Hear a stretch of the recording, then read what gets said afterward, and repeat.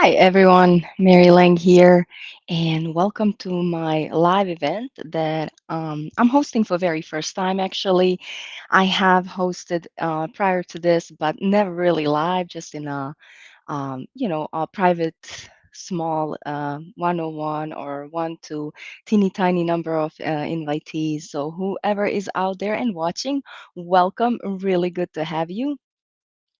As you might know, I have been running Top Medical Talent, and I have been a recruiter for quite some time now,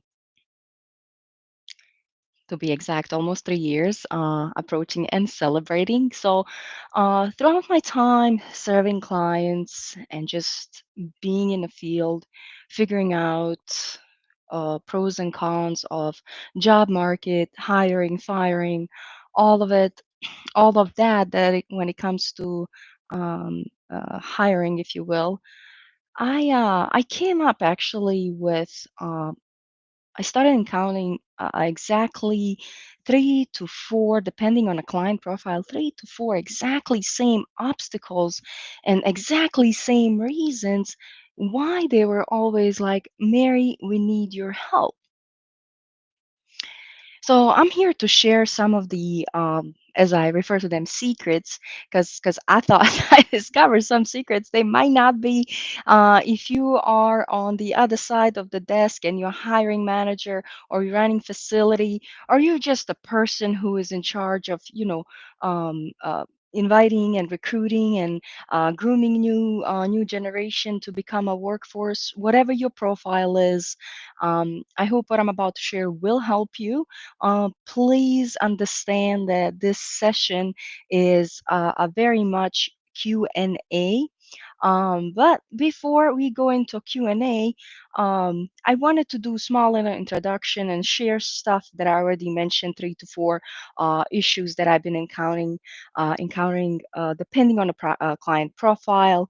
If this kind of rings the bell to you, great. If not, it's a great thing, trust me. So you should celebrate, I would say.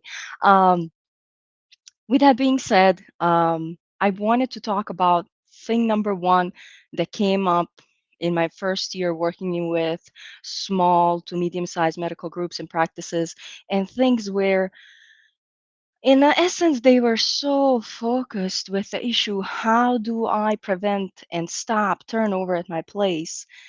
When in reality, they never knew they can't do it until they address it from the other angle. And I'm going to talk about how to enter the other angle, how to really understand the issue, and how to kind of close this chapter and be done with high staff turnover for good. So let me begin with sharing that if you are hiring manager and you're just sitting behind your desk looking at numbers and going like, oh my God, I hired 5, but I have 7 of them that turn in 2 weeks notice.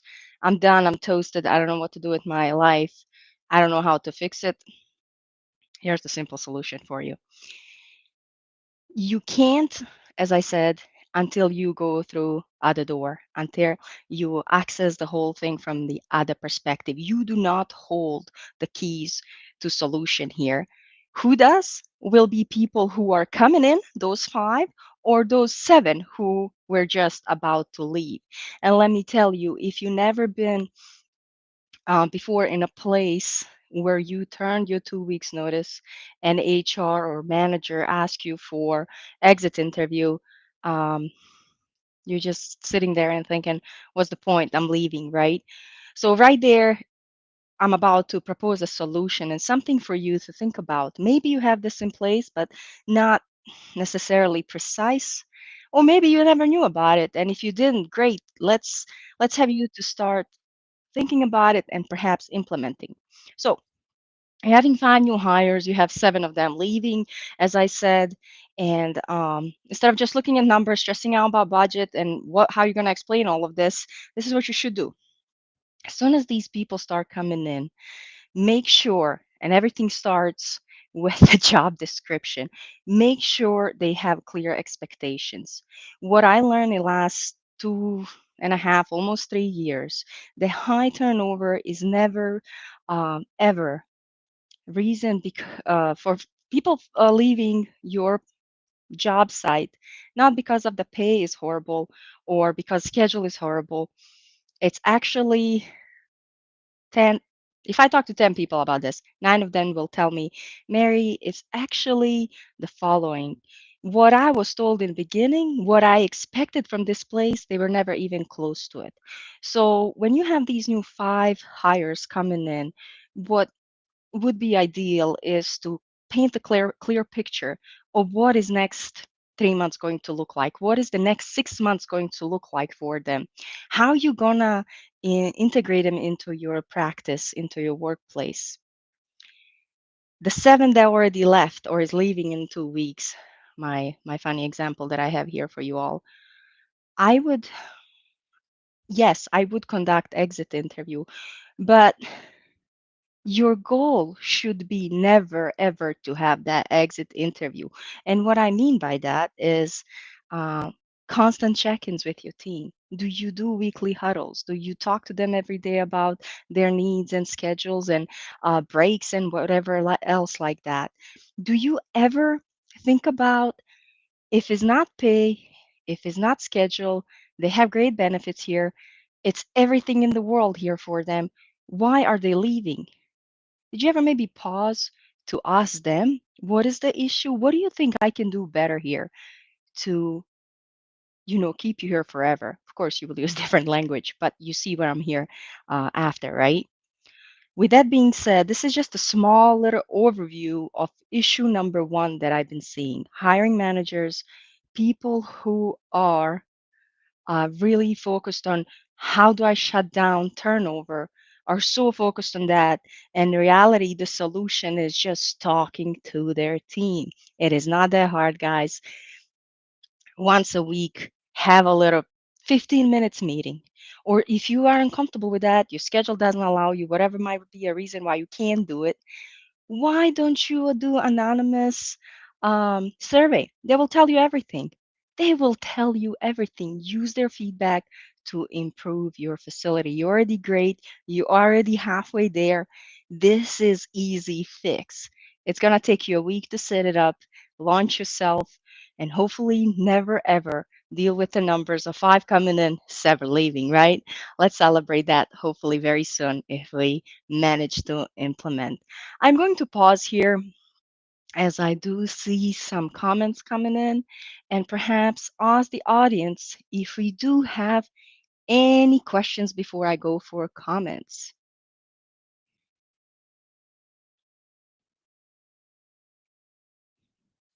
Here is one comment stating very true, gap in expectations. Yes, unfortunately,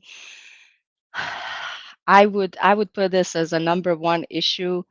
What I have seen, and I talk to hundreds of people in a week, 1,000 sometimes, maybe even in a month. I don't even know anymore, and I really go in depth with them. Like, what happened, guys? I was never told Mary was money. I didn't make enough for what I did. It was always they didn't understand what my needs, what I was told it wasn't there, those kind of things. And this is such an easy fix. Hear them out, implement it. Hear them out, implement it. Done.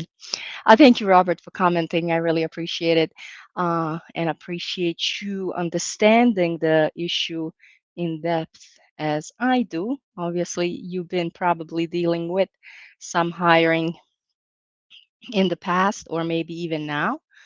Um, Let me see if we have any other questions here.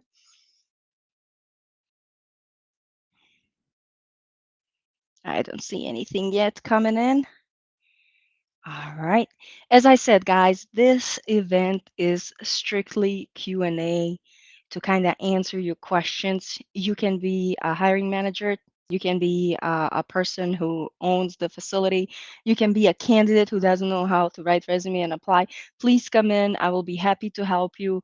I am going to dedicate every Thursday, 5 p.m. Eastern Standard Time, to see you all, to address your questions, to perhaps connect you with right people. If I'm not the one who can help, I'm pretty sure we'll know someone who is in the right chair that can assist you. So yeah, I'm here for you and I'm here to help you. Let's see if we have anyone else coming in. One second. I'm really aiming for those Q&As rather than me talk about um, my story and my experience. I'd rather hear from you and help you out from there. I'm just gonna give another minute here.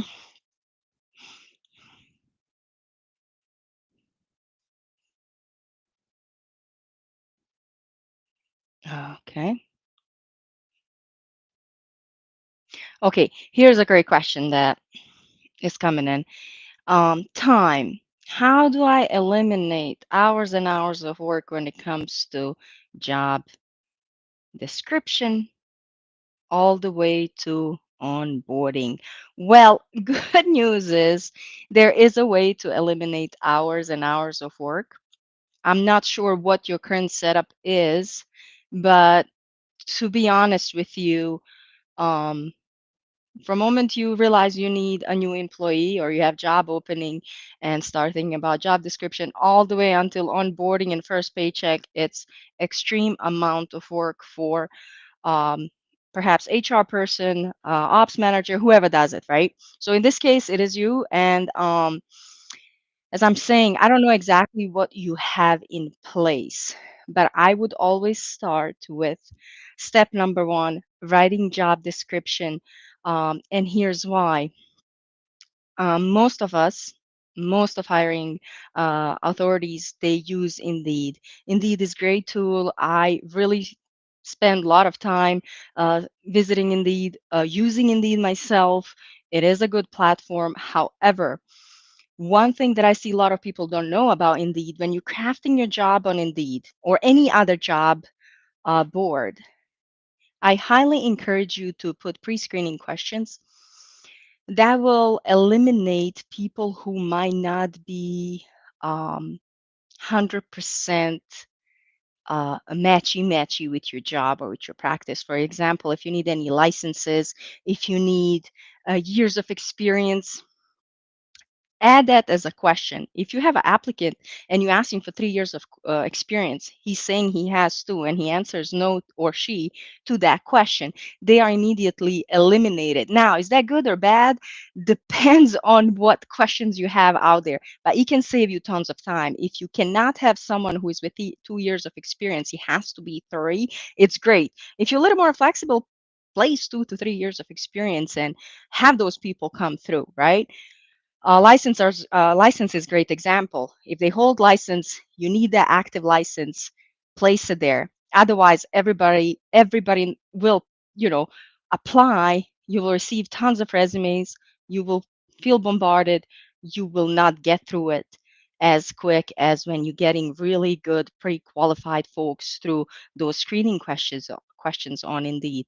And by the way, for those who do not know what I'm talking about, I'm actually taking note right here and right now that I will be recording a small little video screen session explaining on what I mean about these pre-screening questions. When you write your job description, please be precise as much as possible. And this is what I mean. Like I said, I spend a lot of time on Indeed, not just using it for hiring and recruiting, but also I learned a lot from Indeed. It has amazing section to educate us. And there were some samples of really bad job descriptions, and one of them was when the job description stated they needed front desk clerk and ops person. I don't know what the industry was. It doesn't say. It's just like all this just as an example. They really didn't want to embarrass anyone. So if you are placing clerk and a job for ops manager in one job description, placing it on the Indeed, placing salary range like a minimum or average for clerk, average for manager. Guess what is going to happen here? And I know why this was done. Um, they sponsored the job, but they tried to save money. horrible. Spend money on proper marketing when it comes to your jobs, guys. Um, what happened in this case? They got gazillion and one clerk because the pay was pretty good for them, and almost none of these ops managers because it was mediocre. It was confusing. It was like, what's going on, right? So for those jobs, that might be like a little more, let's say, easier to recruit and hire for. Don't advertise those. I advertise those very much in high demand, high skilled tech stuff that they just not out there begging for work kind of thing. That's another good thing to know, and never ever merge two different job descriptions into one, as I haven't seen. So yeah, to save time, start with job description, more precise than you can be. Please place the screening questions that will help you eliminate unnecessary applications. And do not forget to place a pay range. If you're unsure even why this pay range is better than no pay range. Okay, I hope this helps. If anyone needs help with job descriptions, I have some great templates. There's tons of really nice tools out there that can write it for you. Indeed has tool that will write it for you. I like kind of addressing my own, making it short and sweet, straight to the point as possible. Because trust me, we don't read as much as we should anymore, and it is very true. So yeah, that is question number one we have. Let's see what else we got here. I'm checking on my other screen, you guys, please forgive me. Already, just thank you and stuff. Wonderful.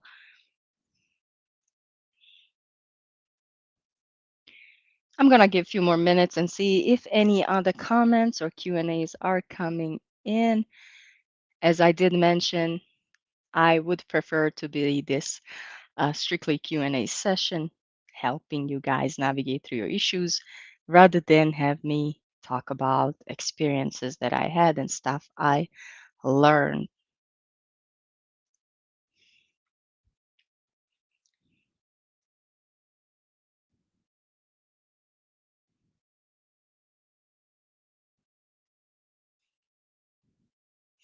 See stuff coming in the chat again. Let's see. The biggest change for me as a leader was showing my vulnerability. What is your take on this? What a beautiful question. Again, Robert, thank you. Um, I actually gave a speech the other day for a small networking event called Bold Ladies in Business that I'm a member of. Absolutely love them. They're all over Florida and trying to spread across the states. But, anyways, my point here is I'm all down for it. Yes, express your vulnerability. At the end of the day, we are just human. And bottom, deep down in our hearts, we always want one another to succeed. Um, every time I express my vulnerability about anything as an employee, as a manager, as just as another person in a world, um, I felt like they really heard me and they really cared rather than acting out and being this unreal self. So 100% yes, that is my take as well. I'm definitely supporting it. Thank you, Robert.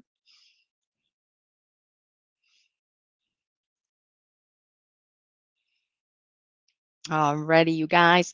I am at almost a little more halfway through my session here. I wanted to take a minute to acknowledge all the present listeners and thank you guys for your time and support on my very first live event. It was absolutely a blast. Um, I feel like we gave enough time to have others join and ask their questions. I see a lot of likes and support coming through the chat. So thank you again. I will respect your time, and since I answer all the questions and share a little bit of my wisdom here, I would love to call it tonight and wish you a wonderful evening. And again, thank you so much for your privilege, um, for the time that you invested in my live session tonight. I really enjoy your presence and your questions. And I will see you all next Thursday at 5 p.m. Eastern. Until then, I wish you all the best. Stay well and take care, everybody. Bye now.